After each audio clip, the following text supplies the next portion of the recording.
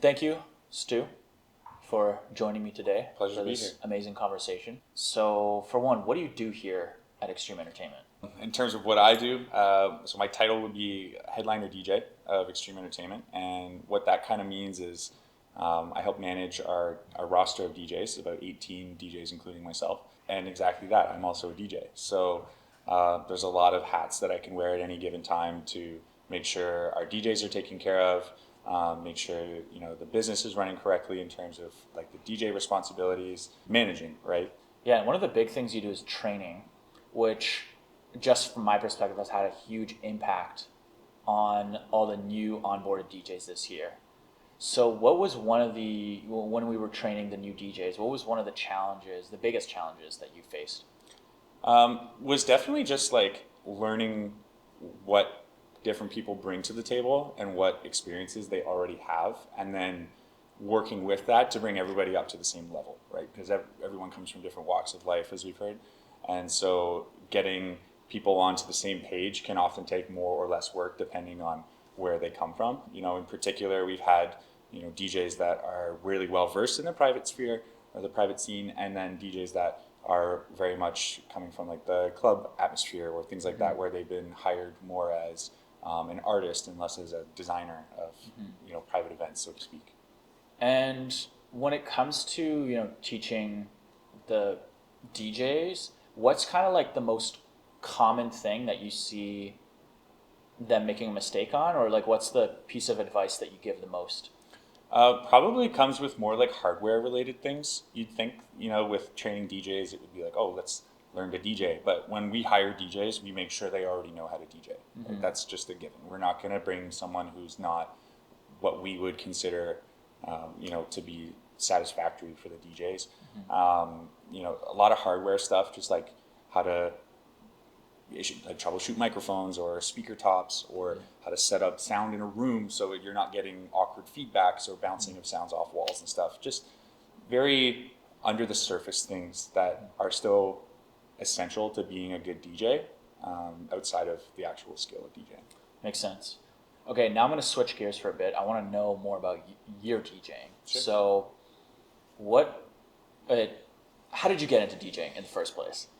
I've always been involved in music. I started playing piano when I was really young, like 3 or 4 years old, and eventually it just kind of turned into DJing one day. I had a cousin that showed me like Tiesto one day. He was like, "Oh, look at this," and I was like, "Oh, that's so cool!" Like, it was more about the manipulation of the music and less of being a ringleader of the room. And I was like, "Oh, that's so cool!" It's just like playing music. So I was about 13, and I finally like got my first DJ controller, and I went all through high school being like the high school DJ, just playing house parties and stuff like that, and that graduated into like winter formals, graduations, and stuff like that. And eventually, within the last few years, I came from Toronto, and I was club DJing in Toronto for the very first time. That lasted quite a few gigs, a few years, and it was really something that fueled the fire to keep DJing. And now I'm like, what else can I do with this skill? And here we are. Nice. So, what's your philosophy around private event DJing for weddings and corporate events and school events? It sort of goes against the mentality that like a club DJ would have, right? Where you're very much like the ringleader, like I said earlier, like Tiesto or something like that, where you can kind of show people where to go, and I'm going to bring you through this show and take you on a journey, as opposed to a private event, which is more of let's make sure that your needs are met in terms of having a great event, right? Making a wedding, for example, which is the best day of your life, exactly that, in every way, right? So from the sound, the song choices, the key moments, just making sure you're meeting all of those boxes, as opposed to taking people on a journey and making sure the crowd is happy. Lots of different things, for sure. Cool. So, what does your prep work look like for that?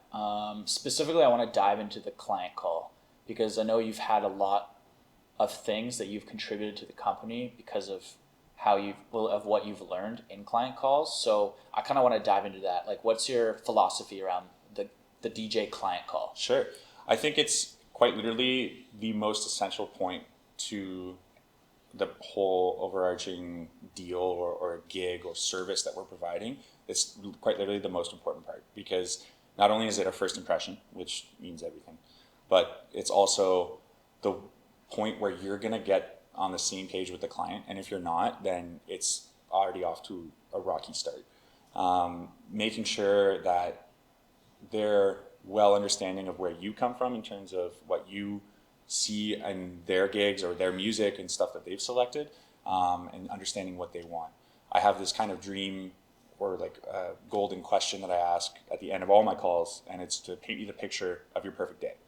And it can be so ambiguous or so detailed, and that's why I love asking it, because it literally gets the client to eat out of the palm of my hand, right? Or the opposite, because I know exactly what they want, and now all I got to do is that. Yeah.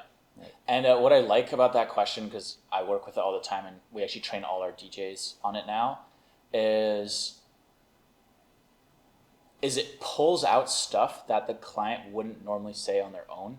So, and that's why you ask it at the end. Yeah, exactly. Yeah, so if you ask at the end, the client's already kind of said most of what they already wanted to, but it just gives them that other chance to then repicture what their ideal wedding is, and then from there they're able to just tell you what's the most important part. And I've seen it in many calls, and a lot of DJ calls I've sat in is you get the best answers when you ask that question. For sure, especially asking it at the end. And I will tell them that and say, I don't ask this question at the beginning because you usually have so much to tell me. Yeah. So let's cover all that first, and then use this question as sort of a coat of varnish to all of that to make sure that it's well understood from both parties, myself and the client, for sure. Yeah. So then when it comes to your music selection and your prep work for that, what does that look like?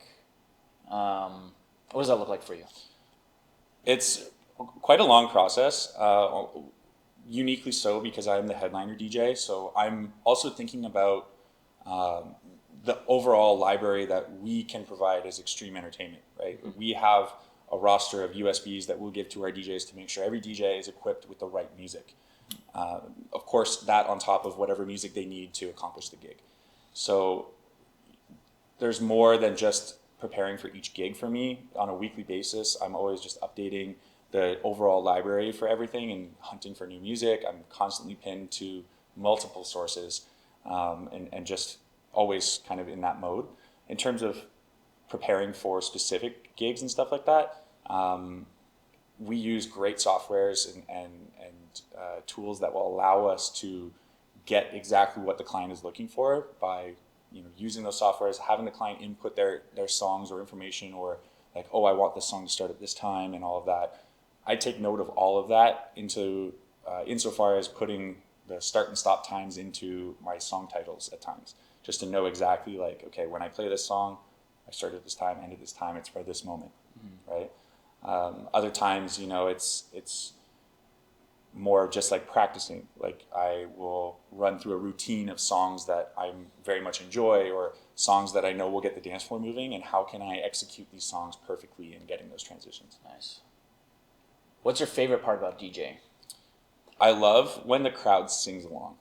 Yeah, that's so fun. Like when you play a song that people know the words to, and you cut it and you catch the crowd singing, and they look at you and then they know, hey, I did you a solid, you guys are having a good time, you all sing the words. It's just like one big happy family, low-key. It's great. What's like an example of like a client that you like an event that just went really well, and what was the client's experience like? I definitely had one this past weekend where I had them singing along to Sabrina Carpenter's Please, Please, Please. There's a couple of great lines in that song that I probably won't repeat right now, but being able to cut the music and have everyone sing that, and then just like look at the DJ, I bring the music back, and everyone's like got that whole moment where, wow, we just really, it's serene, you know what I mean? It just to have that moment of unity between the DJ and the dance floor, not only with the people moving and dancing, of course, but so much that they get their expressions involved with singing. To me, that's a step above for sure. It's awesome. Yeah. Do you remember like a time where a client came up to you and said something that meaningful to you? Yeah, I had a wedding in Kingston at Fort Henry, which was an incredible venue. And the clients were right about my age, had gone through some similar life experiences, and they had come up to me and just told me that they had the best day of their life. And I not only saw a lot of myself in the client because we had gone through some similar things in life, um, I kind of put myself in their shoes, and I was like, wow, like, I could really see that they genuinely meant that they were having the best day of their life, and just to be a part of that, let alone be the orchestrator of that, was yeah, it was incredible. It really is fulfilling. It makes all of the work, all of the time put in, it makes it all worth it for It sure. does, yeah. Yeah. It's such a good feeling at the end of an event. And Mm-hmm. yeah. What's something that you're proud of? Um, it could be something you did at Extreme Entertainment or at a wedding or. I actually DJ'd my dad's wedding. Nice. That's like one of my coolest little Yeah. feathers in my cap. Yeah, being able to DJ my dad's wedding, this was like long before I had ever really considered being a private event DJ. It was my first sort of venture into that. And yeah, it was really incredible because it was very last minute and I knocked it at the park, and not only that, in front of like my family, my dad's friends, I had people coming up to me, and just congratulating me on the job I was doing. More so too, I had to MC, and Oh, that was nice. that was next level, and that was even more last minute. I had all the DJ equipment prepped up and everything, and then my dad goes, "Oh yeah, and you have to MC." That's awesome. So it was great. It was so fun. So at Extreme Entertainment, you're pretty known for your MC abilities. What's it like MCing? Like what's something you want to say about MCing? It's just like talking to you right now. I try to make it seem as natural as possible. If you are in that position, you're leading by example. And I mean that in like as a DJ, as an MC, as anybody who's on the podium or whatever. Show people you're having a good time, and they're gonna follow. Right? There's a famous quote by DJ Fatboy Slim who says, "Always appear to be or be at least 10% more intoxicated than your crowd." Right? And that just means like if you show you're having a good time, people are gonna follow. Right? And that goes to say as well in private event DJing, and